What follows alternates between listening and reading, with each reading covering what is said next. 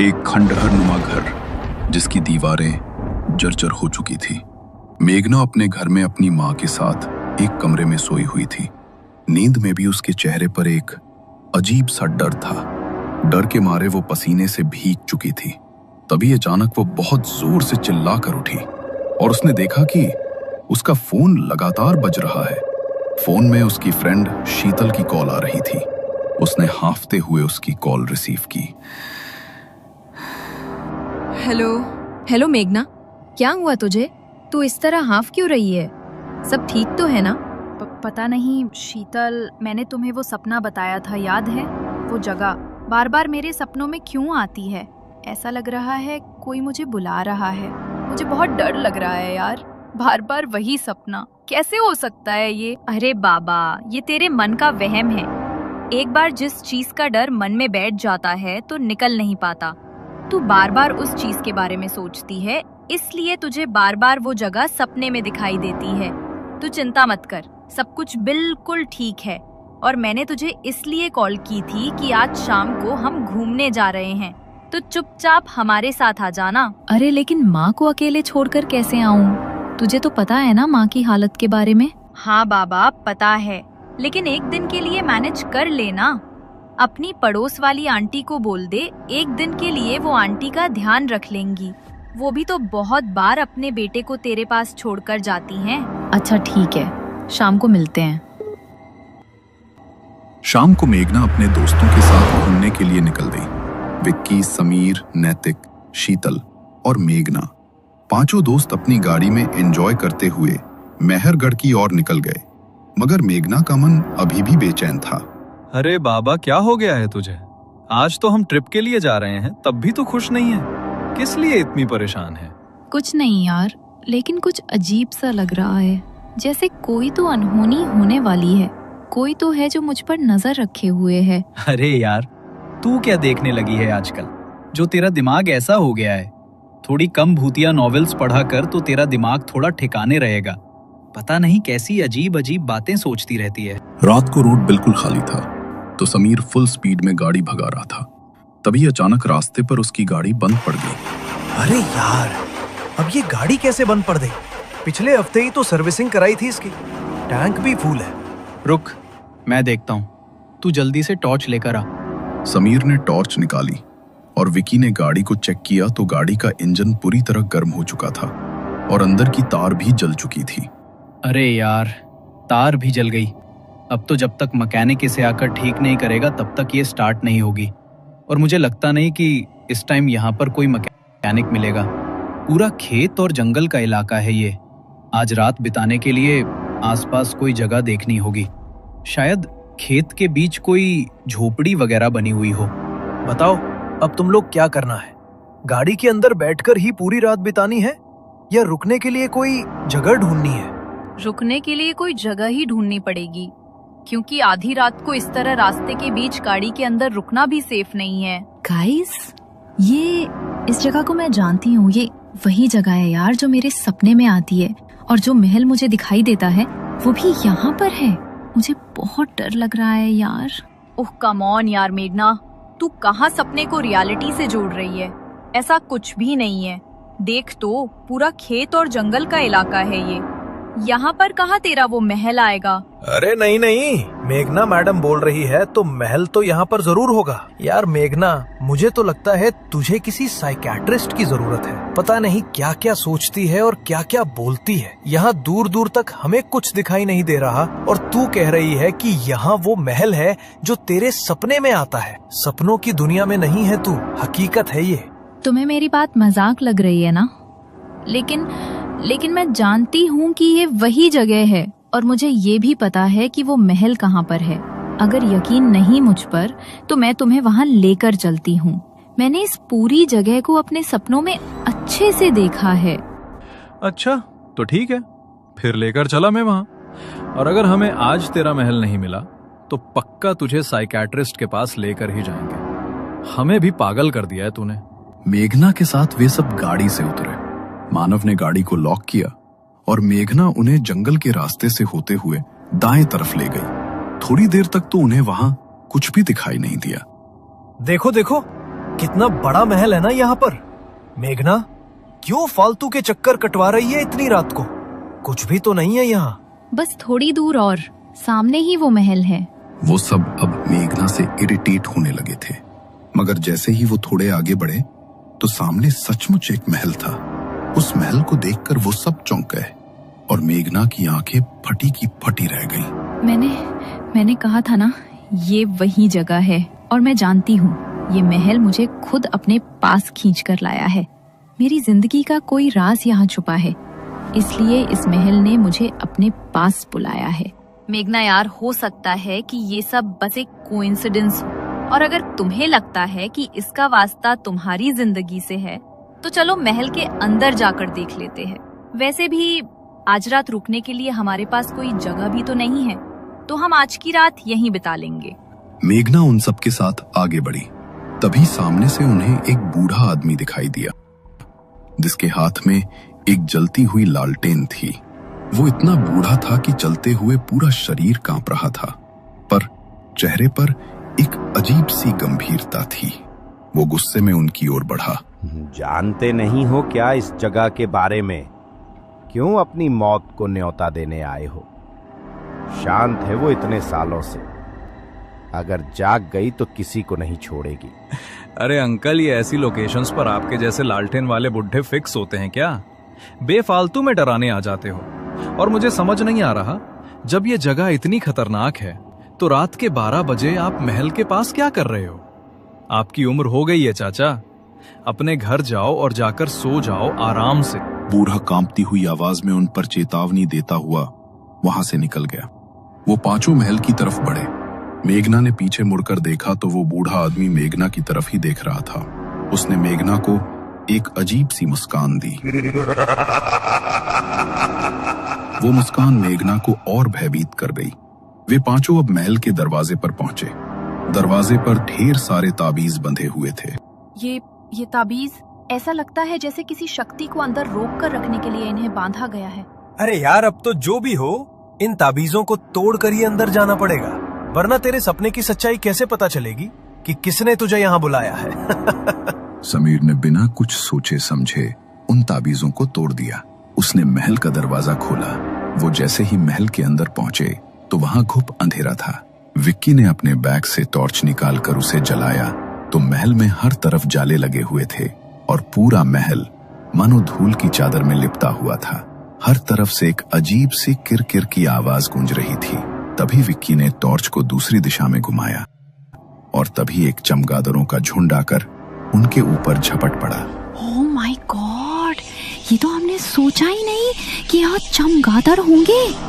अगर ये एक बार शरीर से चिपक गए तो निकलना मुश्किल हो जाएगा। निकलो यहाँ से, ये बढ़ते जा रहे हैं। एक के बाद एक चमगादड़ उनके सर पर मंडराने लगे। वो सभी दौड़कर दरवाजे की तरफ भागे, लेकिन हवा के झोंके से दरवाजा अचानक बंद हो गया। उन्होंने दरवाजा खोलने की बहुत कोशिश की, लेकिन दरवाजा मानो जाम हो गया। जैसे तो वो महल चाहता ही नहीं था कि अब वो पांचों उस महल से बाहर निकल सके। अरे, अब इस दरवाजे को क्या हो गया? खुले क्यों नहीं रहा? कहीं तू हमें सच में भूतिया महल में तो नहीं ले आई? पता नहीं यार, पर यहाँ कुछ तो अजीब सा महसूस हो रहा है मुझे।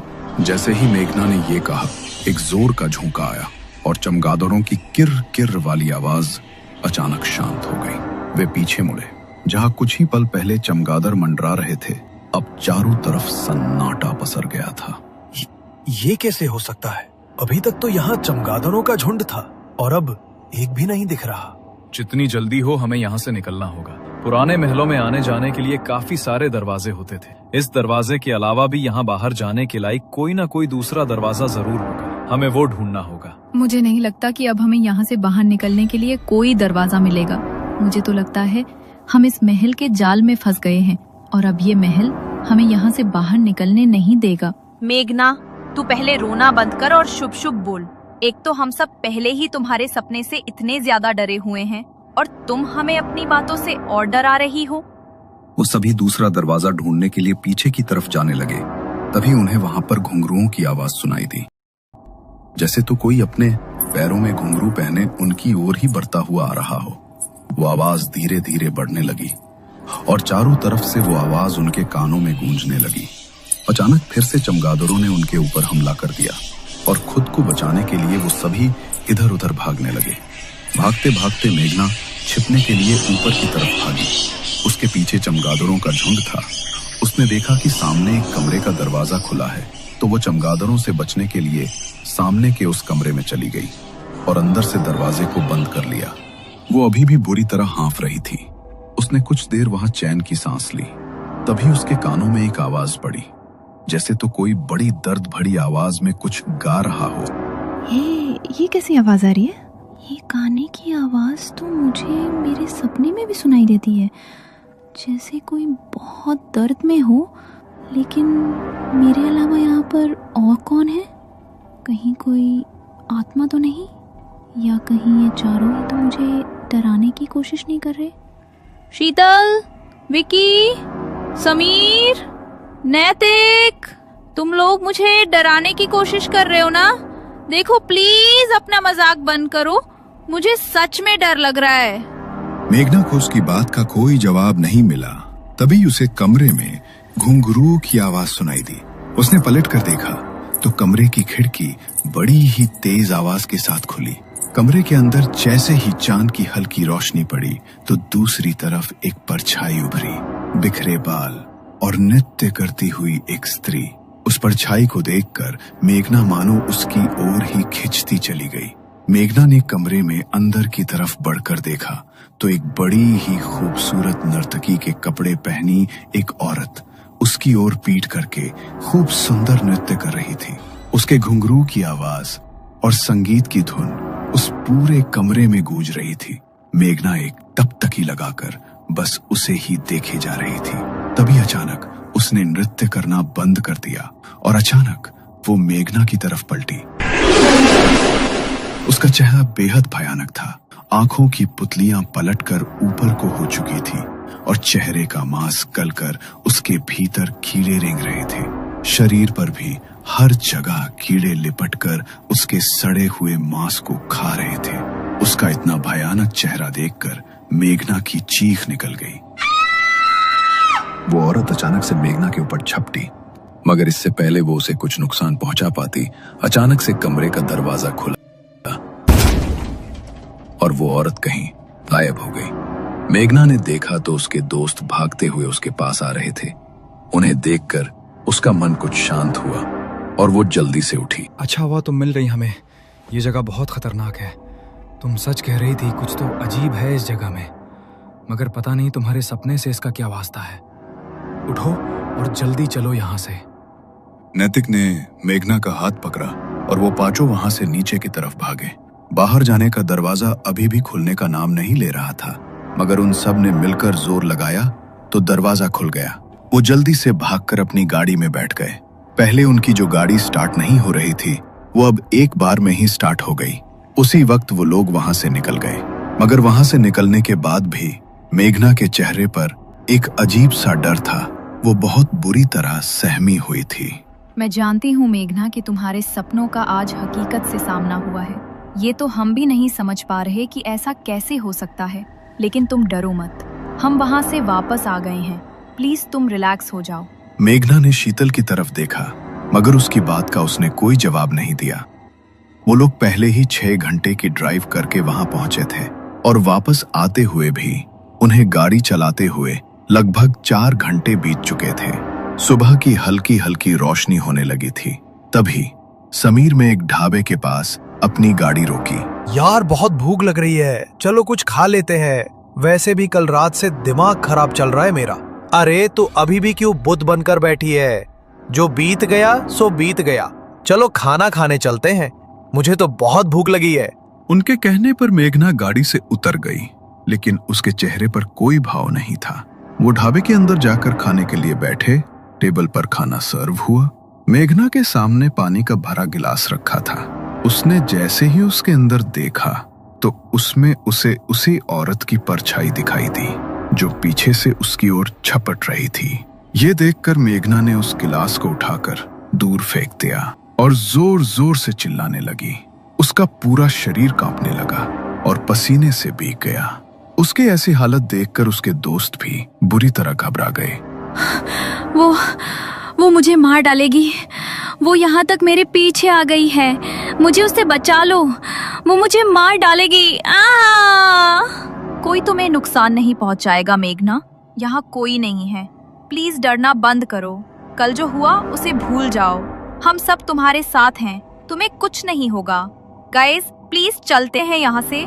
मेघना की हालत देखो। मेघना की हालत देखकर वो सब वहां से निकल गए। सबसे पहले उन्होंने मेघना को उसके घर ड्रॉप किया। मेघना की बीमार माँ अपने बिस्तर पर लेटी सोई हुई थी। मेघना ने अपनी माँ और अपने बंजर घर की हालत देखी तो परेशान होकर चारपाई पर बैठ गई। समझ नहीं आता ये कैसी जिंदगी दी है भगवान ने मुझे। पैदा हुई तो पापा को छीन लिया और जब से होश संभाला तब से माँ को इस चारपाई पर ही देखा। पता नहीं माँ कभी ठीक हो पाएंगी या नहीं। मैंने कौन से बुरे कर्म किए होंगे कि माँ को इतना दुख सहना पड़ा। और कल रात जो हुआ उसके बाद तो मेरा मन और ज्यादा घबरा रहा है। मेघना की आवाज सुनते ही उसकी माँ की नींद टूट गई। वे धीरे धीरे अपने बिस्तर से उठी और लड़खड़ाती आवाज में मेघना को पुकारने लगी। आ गई तू? जरा मुझे एक गिलास पानी दे दे। मेघना ने सहारा देकर अपनी माँ को उठाया और उसे पानी पिलाया। उसकी माँ की हालत इतनी खराब थी कि पानी पीते हुए भी आधा पानी उनके मुंह से नीचे गिर रहा था। मेघना हर रोज अपनी माँ की हालत देखकर रोने लगती थी। ना तो इतने सालों से उसकी माँ की हालत में कोई सुधार आया था और ना ही भगवान उन्हें अपने पास बुलाता था। अपनी माँ का दुख देखकर मेघना हर दिन तड़पती थी। रात हुई मगर मेघना के दिमाग से कल रात की बातें नहीं जा रही थी। उसे बार बार आंखें बंद करते ही वो जगह और वो औरत अपनी आंखों के सामने दिखाई दे रही थी। आखिर क्यों दिखती है मुझे वो जगह? और वो मेरा वहम भी नहीं है। उस जगह को कल मैंने अपनी आंखों से देखा है और वही औरत, वही नृत्य, वही गाने की आवाज। बार बार मुझे ऐसा क्यों लग रहा है कि उसका नाता मेरे अतीत से जुड़ा हुआ है? कुछ बुरा, कुछ बहुत बुरा। ये सब सोचते सोचते मेघना की आंख लग गई। बड़ी मुश्किल से उसे आज नींद आई थी मगर जैसे ही वो गहरी नींद में जाने लगी तभी उसे दरवाजे पर ठक ठक की आवाज सुनाई दी। उस आवाज से वो अचानक से नींद में हड़बड़ा कर उठी। कुछ पल के लिए वो आवाज शांत हो गई। मेघना को लगा शायद वो कोई ऐसा सपना देख रही थी मगर वो जैसे ही दोबारा अपनी आंखें बंद करने लगी तभी फिर से दरवाजे पर ठक ठक की वही आवाज हुई। इतनी रात को दरवाजे पर कौन आया होगा? अगर मैं दरवाजा नहीं खोलूंगी तो माँ की नींद टूट जाएगी। माँ की नींद न टूट जाए इसलिए मेघना ने दरवाजा खोल दिया मगर दरवाजे के बाहर उसने जो देखा वो देखकर उसकी रूह कांप गई। नर्तकी के कपड़े पहने एक औरत अपने चेहरे पर घूंघट लिए ठीक उसके सामने खड़ी थी। मेघना ने कांपती हुई आवाज में उससे पूछा, कौन हो तुम? इतनी रात को यहाँ क्या कर रही हो? मेघना के इतना पूछते ही उसने कसकर मेघना का हाथ पकड़ लिया। हवा के झोंके से उसके चेहरे का घूंघट हटा तो मेघना की जान उसके हलक में अटक गई। उसका चेहरा ठीक वैसा ही था मेघना को जो आत्मा महल में दिखाई दी थी। आंखें ऊपर की ओर पलटी हुई और चेहरे और शरीर का मांस सड़ा हुआ जिस पर कीड़े रेंग रहे थे। मेघना ने उससे अपना हाथ छुड़ाने की कोशिश की मगर तभी उस भयानक औरत के मुंह से एक काले रंग का धुआं निकला। मेघना अचानक हवा में ऊपर उठी और उसके शरीर में वो काला धुआं जाकर समा गया। मेघना वहीं पर निढाल होकर गिर पड़ी और उसके घर का दरवाजा खुद ब खुद एक तेज हवा के झोंके के साथ बंद हो गया।